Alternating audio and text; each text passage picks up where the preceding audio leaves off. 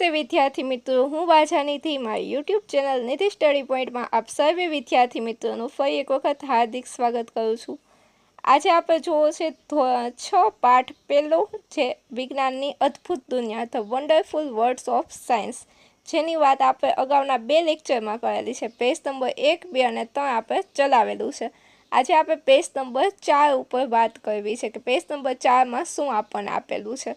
અને જો પહેલાં જ મેં તમને વાત કરેલી કે આખું ચેપ્ટર તમને શું છે તો કે વિજ્ઞાન શું છે એ સમજાવે છે। ફક્ત એવું નથી કે આ ચેપ્ટર કોઈ પર્ટિક્યુલર પોઈન્ટને આધારે છે, પણ શું છે તો કે પહેલાં તો તમને બુકમાં વિજ્ઞાન શબ્દનો અર્થ સમજાવે છે, ત્યારબાદ વિજ્ઞાનનું જે નવું નામ આપણે રાખેલું છે કુતૂહલ એનો મિનિંગ સમજાવે છે, અને ત્યાર પછી તો કે આવતા જે આપણે ચેપ્ટર બધા ભણવાના છે એ દરેક ચેપ્ટરમાં શું ભણવાનું છે તેની વિશેની માહિતી આપે છે। તો આજે પણ આપણે એવું જ કંઈક જોવું છે। આવતા લેક્ચરમાં આપણે વાત કરી હતી કે ખોરાક આપણને ક્યાંથી મળે છે એની આપણે વાત કરેલી હતી। તો બસ એની સાથે આગળ વધીએ કે આપણને આપણું અસ્તિત્વ ટકાવી રાખવા માટે ખોરાકની સાથે સાથે પાણીની પણ જરૂર પડે છે। આપણે ચર્ચા કરેલી કે આપણે સજીવનું અસ્તિત્વ ટકાવી રાખવા માટે શું જોઈએ, ખોરાક જોઈએ, અને ખોરાક સાથે સાથે શેની તો કે પાણીની પણ જરૂર પડે છે। પાણી એ ખરેખર એક અદ્ભુત પદાર્થ છે। શું તમે ક્યારેય વરસાદમાં પાણી ભરેલા ખાબોચિયામાં કૂદ્યા છો? શું તમે ક્યારેય વિચાર્યું છે કે વરસાદ શા માટે અને કેવી રીતે પડે છે? જો ત્યાર પછી આપણને શું કીધું છે તો કે પાણી વિશેની વાત કરી છે, અને પાણીનો એક કુદરતી સ્ત્રોત કયો છે તો કે વરસાદ છે। પાણી છે ક્યાંથી આપણને વધારે પ્રાપ્ત થાય છે તો કે વરસાદમાંથી। તો આપણે શું વિચારવાનું છે કે આ વરસાદ છે કઈ રીતે પડે છે, શામાંથી પડે છે તેના વિશે ચર્ચા કરવાની છે। વરસાદની આખી એક પ્રક્રિયા છે અને એને આપણે શું કહીએ છીએ, જળચક્ર કહીએ છીએ। એ આખી પ્રક્રિયાને આપણે આગળના પાઠમાં સમજવાની છે। જોઈએ આગળ, શું તમે ધ્યાન આપ્યું છે કે ક્યારેય પાણીને ઠંડુ પાડતા તે થીજીને બરફ થઈ જાય છે? આપણને ખબર છે કે પાણીને આપણે ઠંડુ પાડીએ તો શું થાય છે, એ થીજીને એટલે કે જામીને બરફ બને છે, અને ગરમ કરતાં ઉકળીને વરાળ બની જાય છે। આપણને ખબર છે કે જે આપણે પાણી છે એને ગરમી આપીએ છીએ તો એ વધારે ગરમ થશે એટલે શું થશે તો કે એનું વરાળમાં રૂપાંતર થશે। શું તમે ઉનાળામાં ઠંડુ પાણી પીવાની અથવા શિયાળામાં હુંફાળા પાણીથી સ્નાન કરવાની મજા આવે છે? આપણને ગરમ અને ઠંડાને કેવી રીતે સમજી શકાય? પાણી હોય કે પછી તાવમાં તપતું આપણું પોતાનું શરીર હોય, કોઈ વસ્તુ કેટલી ગરમ છે તે શોધવું મહત્વનું છે।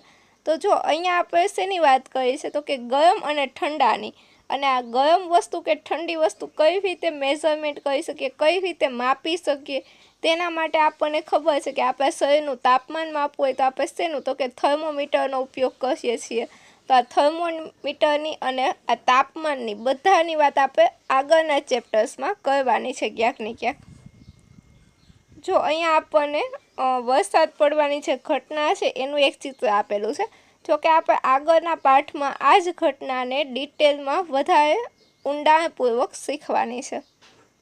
ત્યારબાદ જોઈએ, વળી આપણી આસપાસ અનેક પ્રકારની ઘણી બધી વસ્તુઓ રહેલી છે। આપણે જેના પર રહે છીએ તે લખીએ છીએ તે કાગળ, ધાતુની ચાવી, કંપાસ પેટીમાંની પ્લાસ્ટિકની ફૂટપટ્ટી અને ભૂસવાનું લબ્બર, પેટીના ઢાંકણને બંધ રાખતું ચુંબક, આપણે પહેરીએ છીએ તે કપડાં, દૂધ, પીવા માટેનો પ્યાલો અને બીજી ઘણી બધી વસ્તુઓ તે શામાંથી બનેલી છે? શું તે વિવિધ સામગ્રીમાંથી બનેલી છે? આપણે વિભિન્ન સામગ્રીને એકબીજાથી કેવી રીતે અલગ કરી શકીએ છીએ? જો ત્યારબાદ આપણને શું આપેલું છે તો કે આપણી પાસે ઘણી બધી પદાર્થો, ઘણી બધી સામગ્રી રહેલી છે, અને આ બધી સામગ્રી શેમાંથી બનેલી છે, અને આપણે એને અલગ અલગ પાડવી હોય તો કયા કયા ગુણધર્મોને લીધે આપણે એને અલગ પાડી શકીએ તે પણ આપણે જોવું છે આગળના ચેપ્ટર્સમાં। ત્યારબાદ આપણે જોઈએ પેજ નંબર 5 પર।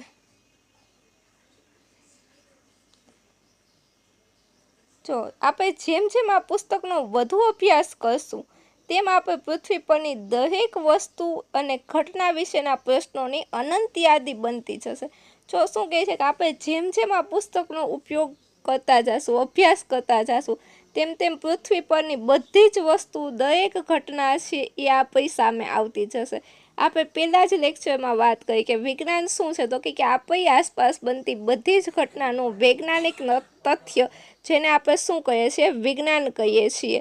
તો જેમ જેમ આપણે આમાં વધુ અભ્યાસ કરશું, ઊંડા ઉતરશું, તેમ તેમ શું થશે, તો કે આપણી આજુબાજુની બધી જ ઘટનાની વૈજ્ઞાનિક તથ્યો છે એ આપણને સમજ આવતા જશે. પરંતુ શા માટે આપણા પ્રશ્નોની યાદી ફક્ત પૃથ્વી સુધી સીમિત રહે? આપણે પૃથ્વીની બહારની બાબતો જેવી કે સૂર્ય, ચંદ્ર, આકાશમાં ટમટમતા લાખો તારા વિશે પણ પ્રશ્નો પૂછી શકીએ. તમે પર્ણની રચના વિશે શીખતા હો, કે વસ્તુઓ કેવી રીતે ગતિ કરે છે તેના વિશે, કે પછી મગફળીના બીજના છોતરાને કેવી રીતે અલગ કરી શકાય તેના વિશે. આ પુસ્તકનું દરેક પ્રકરણ તમારામાં પૂછાય એટલે કે નો ભાવ જાગૃત કરશે. આશા છે કે તમારા મનમાં અનેક પ્રશ્નો ઉદ્ભવશે. જો બુકની એક વિશેષતા જ તમને પહેલા ચેપ્ટરમાં આપેલી છે, બાકી કશું જ નથી. કે આ ચેપ્ટર, આ જે બુક છે એમાં જે બધા ચેપ્ટર આપેલા છે એ બધા જ ચેપ્ટર શું, તો કે તમારામાં એક જિજ્ઞાસા ઉત્પન્ન કરશે, એક પ્રશ્ન પૂછવાની કલા ઉત્પન્ન કરશે, પ્રશ્ન પૂછવાની ઈચ્છા જાગૃત કરશે. કદાચ તમારું ધ્યાન નહીં ગયું હોય કે તમે આમાંના ઘણા પ્રશ્નોના જવાબ શોધવાનું શરૂ પણ કરી દીધું છે. ધારો કે લખતા લખતા તમારી પેન અટકી જાય છે, તમે શું કરશો? કદાચ તમે તમારી જાતને પ્રશ્ન પૂછશો, મારી પેન લખતા લખતા શા માટે અટકી ગઈ? સાચી વાત છે કે આપણે આ પુસ્તકને જે હાથમાં લઈએ, આપણે જે પ્રશ્ન થાય તો અમુક પ્રશ્નો છે એ આપણને ધીમે ધીમે થવા લાગે છે. જેમ કે આપણે લખતા હોય ને આપણી પેન જો અટકી છે તો આપણને જ વિચાર આવે કે આ પેન કેમ અટકી ગઈ હશે, અને આપણે ત્યાં શું કરીએ તો કે અનુમાન લગાડીએ છીએ. અનુમાન કેવા લગાડશું, તો કે સાઈ પૂરી થઈ ગઈ હશે, એવું જ અનુમાન આપણે લગાડીએ કે આપણી જે પેન છે એની સાઈ કેવી થઈ ગઈ હશે, પૂરી થઈ ગઈ હશે. અને જો એ સાઈ પૂરી થઈ ગઈ છે કે નહીં એ જોવા માટે આપણે શું કરશું, તો કે આપણે પેનને ખોલી અને આપણે શું કરશું, રિફિલને જોશું, તપાસશું. અને આ રીતે શું કરશું, તો કે આપણે અનુમાનની ચકાસણી કરશું. આપણે જે અનુમાન પહેલાં લગાડ્યું હતું, તુક્કો લગાડ્યો હતો કે કદાચ પેનની સાઈ ખાલી થઈ ગઈ હશે, અને પછી આપણે શું કરશું, પેનને ખોલી અને જોશું કે સાચેમાં પેનની રિફિલની સાઈ ખાલી થઈ ગઈ છે કે નહીં. તમારું અનુમાન સાચું હતું, પણ જો તમે રિફિલ ખાલી ન હોવાનું અનુમાન કરો તો તમે શું કરશો, તો તમે સાઈ સુકાઈ ગઈ હશે તેવું બીજું અનુમાન કરશો. જો કદાચ આપણે એવું અનુમાન ન કર્યું હોય કે સાઈ આપણી પૂરી થઈ ગઈ, તો આપણે શું અનુમાન કરીએ કે આપણી સાઈ છે એ કેવી થઈ ગઈ હશે, સુકાઈ ગઈ હશે. આ અનુમાન સાચું છે કે નહીં તે ચકાસવા તમે બીજું કંઈક કરશો. આમ વાસ્તવમાં વિજ્ઞાન આ જ રીતે કાર્ય કરે છે. અને આપણું વિજ્ઞાન છે એ પણ કઈ રીતે, તો કે આ જ પ્રમાણે કાર્ય કરે. પહેલાં તો પ્રશ્ન પૂછવાનું, એની પાછળ પ્રશ્ન પાછળનું અનુમાન લગાડવાનું, અને અનુમાન લગાડીને એની ચકાસણી કરવાની.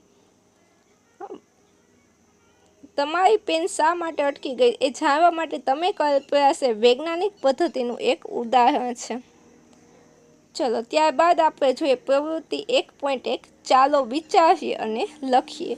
આવી કોઈ એક સમસ્યા કે જેને તમે ઉકેલવાનો પ્રયત્ન કર્યો હોય તેના વિશે તમારે લખવાનું છે.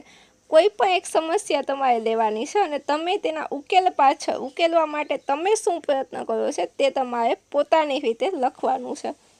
આ માટે તમે કયા કયા સોપાનો અનુસાર, એટલે કે તમે એ સમસ્યા ઉકેલ કરવા માટે કયા કયા પગલાં લીધા, શું શું કામ કર્યું તે લખવાનું છે. આમ વિજ્ઞાન એ માત્ર તથ્યો એટલે કે હકીકતો અને આંકડાઓ યાદ રાખવા અને પ્રયોગો કરવા વિશે નથી. વિજ્ઞાન એટલે એવી પ્રક્રિયાના ક્રમિક સોપાનોને અનુસરવું કે જે આપણને થતા પ્રશ્નોના જવાબ શોધવા મદદરૂપ થાય. તો આ કયા સોપાનો છે કે જેને આપણે અનુસરી શકીએ? ચલો આપણને શું કહે છે, વિજ્ઞાન એ માત્ર આંકડાઓને યાદ રાખવા કે પ્રયોગો કરવા માટે નથી, પણ શું છે, તો કે વિજ્ઞાન એટલે એવી પ્રક્રિયાના ક્રમિક સોપાનોને અનુસરવું કે જે આપણને થતા પ્રશ્નોના જવાબ શોધવામાં મદદરૂપ થાય. ક્યાંક ને ક્યાંક આવા વૈજ્ઞાનિક પ્રશ્નો, વૈજ્ઞાનિક રીત આપણે બધા આપણા જીવનમાં વાપરતા જ હોઈએ છીએ. કે આપણને જ્યારે કોઈ પ્રશ્ન થાય તો એ પ્રશ્નને આપણે શું કરીએ, તો કે ઉકેલવા માટે અમુક સોપાનોને અનુસરીએ, અમુક પગલાઓ લઈએ, અને એને જ આપણે શું કહીએ છીએ, વિજ્ઞાન કહીએ છીએ. ચલો આ લેક્ચરને અહીં સુધી રાખીએ. ફરી મળીશું આવતા લેક્ચરમાં. ત્યારે આપણે પેજ નંબર 6 ઉપર જશું. અને આજનો વિડીયો તમને કેવો લાગ્યો તે કમેન્ટમાં જરૂરથી જણાવો. જો તમને વિડીયો ગમ્યો હોય તો ચેનલને લાઈક કરો, શેર કરો અને સબસ્ક્રાઈબ કરો. Thank you so much.